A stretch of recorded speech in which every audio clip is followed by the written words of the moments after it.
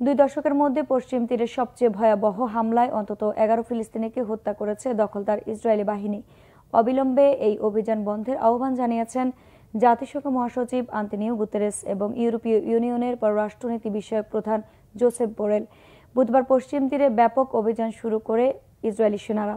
সাজোয়া যান নিয়ে দখলদার বাহিনীর শত শত সেনা জেনিন তুলকারেমের জনবসতি ছাড়াও তুবাসের ফারা শরণার্থী শিবিরের কাছাকাছি অভিযানে নামে। স্বাধীনতাকামী সশস্ত্র যোদ্ধাদের খোঁজে তল্লাশির পাশাপাশি বোলডোজার দিয়ে গুড়িয়ে দেওয়া হয় বাড়িঘর ও ব্যবসা প্রতিষ্ঠান। নষ্ট করা হয়েছে যান চলাচলের রাস্তা।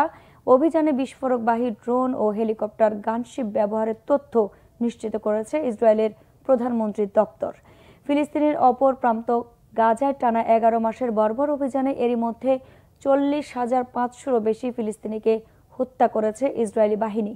এমন অবস্থায় পশ্চিম তীরেও এই অভিযানের চরম উদ্বেগ জানিয়েছে জাতিসংঘ মহাসচিব গুতেরেস। অভিযান অবিলম্বে বন্ধ করে চিকিৎসা ও সাহায্য কর্মীদের কাজে বাধা না দেওয়ার আহ্বান জানিয়েছেন তিনি।